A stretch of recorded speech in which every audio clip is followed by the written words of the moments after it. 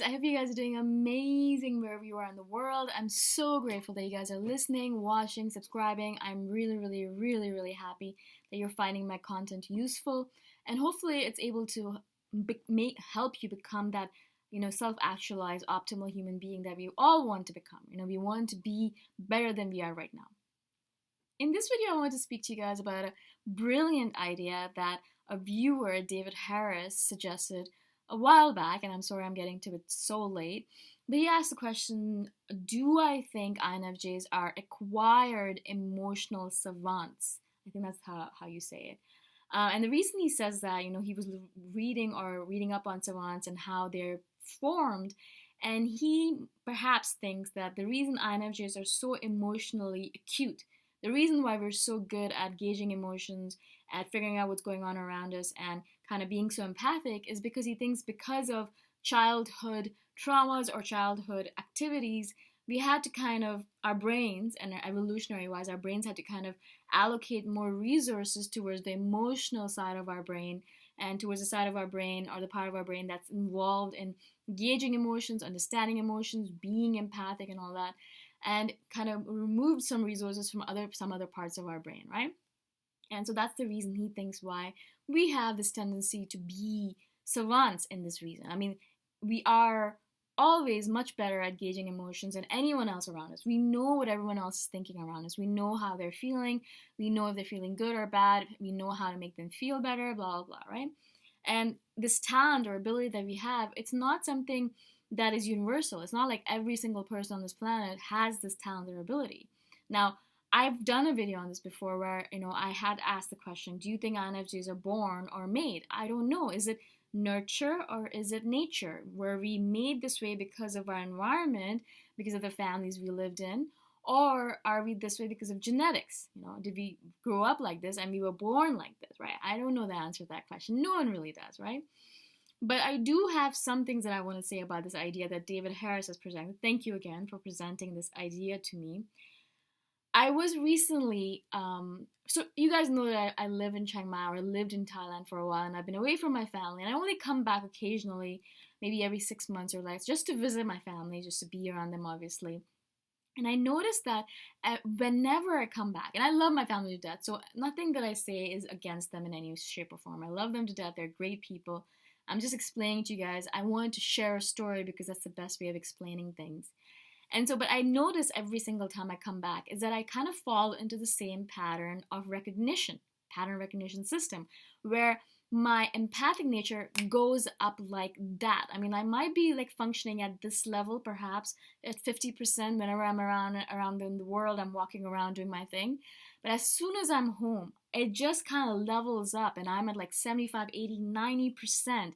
And my empathic nature is really on, and my emotional recognition system is really on, and all of a sudden I kind of fall back into the same pattern of being really alert emotionally, just gauging everyone, what's going on, how's everyone feeling, is this person happy, is this person sad, what's going on with this.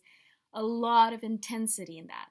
Now normally, as I said, when I'm walking through the world, when I'm on my own, I don't do that. Even if there's someone crying in front of me, if there's a friend, they don't need as much emotional intensity as I give to my family. For some reason, this pattern has been developed by me since I was a child. Now, I'm not saying that I had a very traumatic childhood. I did not. My parents were amazing, really good people, but they did fight a lot. And for some reason, I had a lot of fear associated with the fact that they fought. As soon as they started fighting, I had this fear as a child that they would leave each other. They would get a divorce and they would leave us in the middle of the street. And then I would have to, as the oldest, as the eldest, I would have to take care of my brother and sister. Now, I love my brother and sister to death. I love them so much still. They are two of the most important people in the world to me. And at that point, when I was only 10 or 9 or 8, it was a big task for an eldest sister. Even though I was the elder sister, and it was like, they looked up to me, and I assumed that if it really came down to me, that I'd be able to do it. I'd be able to take care of them. But why? Why did I have to? Of course, at that point, I didn't understand it. And I didn't understand the fact that that wouldn't happen. That my parents would not leave us like that on our own. There were 100 people in the world that would be able to take care of us, blah, blah, blah. And they would never do that to us, right? They loved us, blah, blah, blah. That's a lot of blah, blahs. But I felt like as soon as we started fighting, there was a lot of fear in me, and I felt instantaneously that I had to become alert. Now, one of the roles that I took on as a child was a mediator role. I would be the mediator between my parents, making sure that the fights that were at this level did not go to this level, right? Because it escalates so quickly. If you can get it at the right time, though, it means that it'll just stay at this level and it'll just disperse, right? And so my life goal as an eldest sister, as the elder of the family, was to make sure that as soon as my parents started fighting, instantaneously I had to go into alert mode, and instantaneously I had to go in and make sure it stayed at a low level, right? Very simple thing. It's not a big deal at all, right? But in order to do that, I had to develop a lot of skills. I had to make sure that I was very empathic. I had to make sure that I was watching and observing all the time. I became really, really observant. I'd always be watching everyone. And because of that, if you asked me what someone was wearing, I'd be able to explain, or I'd be able to give you all those details down to the T. I'd be a great police or a detective witness. And things like that. I became really, really, really observant, really. I wanted to make sure that I did not, because as soon as it escalated, it was a disaster show, right? It meant that we had to hide, or it's just not the fun part of life, right? Again, nothing to say against my parents. They were doing the best they can. They were young, blah blah blah. But I do know that my childhood specifically has created me to be this emotional savant. I know that has been the case for me. I know also that a bunch of you have messaged me saying that you had an amazing childhood, that you never had to deal with any of that stuff, no traumas, anything like that, your parents didn't fight. And so you are genetically created to be an INFJ, which is amazing that you know that. For me, I don't know if it was genetics or if I was born because of my environment. I feel like a lot of it has to do with the fact that I lived in an environment like that. Now, again, nothing to say about my parents. They were awesome people, as I've said a billion times. I feel sometimes like I'm criticizing them, but I'm not. But this is the case for me. And this has been the case for me. I've been analyzing, as you guys know, I analyze things to death. It is just one of those things that I do. And I've been analyzing this a lot in the past few years because I have been spending a lot of time on my own. And I've been noticing how different I am when I'm not around my parents versus when I am. As soon as I come back home, it's such a weird thing. It's like I drop into this mode of being very alert and kind of watching them, engaging their emotions. What's going on? Are they fighting? Are they going to raise their voice? Did she say something stupid? Did he say something stupid? Are they going to take it wrongly? Blah, blah, blah, blah, right? I'm always in this mode where I'm like so on. And it's such a weird thing for me to experience this now because I know the difference, right?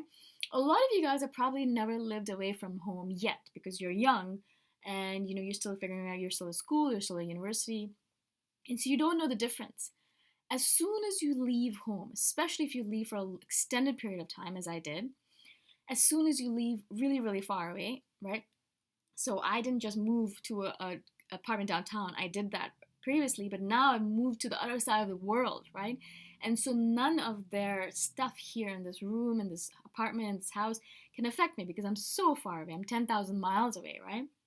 That is when you truly notice a difference. That is when I truly realized how different I am when I'm at home. That's when I truly realized how intensely on I have to be, or I am. Just I fall into that pattern. I guess I don't actually have to be, but it's just a pattern that I've kind of garnered through years of conditioning, right? I mean, I started doing this when I was 7, 8. And so this is like 20, 30 years of conditioning that has caused me to be this person right now, right? To be this emotional savant.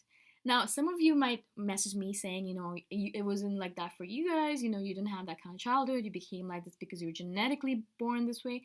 And that's amazing. I am not saying that this is the case for all INFJs. I do know that there is a reason specifically for me why I became this way. And if I didn't have the childhood that I did, I don't think I would be this INFJ. I think I would be an extroverted sensor, maybe. I have no idea.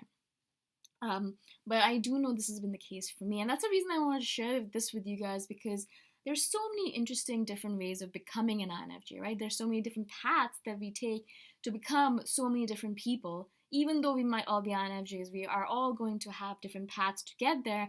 And also we will all look different, right? I might not look like a typical INFJ to you because I feel like a lot of people think I'm an extrovert. Also, a lot of people message me saying that I am not a J. If you guys had any idea, or if you could see my laptop and see how many to-do lists I have on it, and how organized I am, and how every single part of my day is so scheduled, you would not even say that for a second. I am not a P at all. I am not spontaneous. No, not even a bit. Okay, anyways, again, side note. All right. Thank you so much again for watching. Thank you for being on my channel. I'm so grateful that you guys are watching. I'm so appreciative of your time.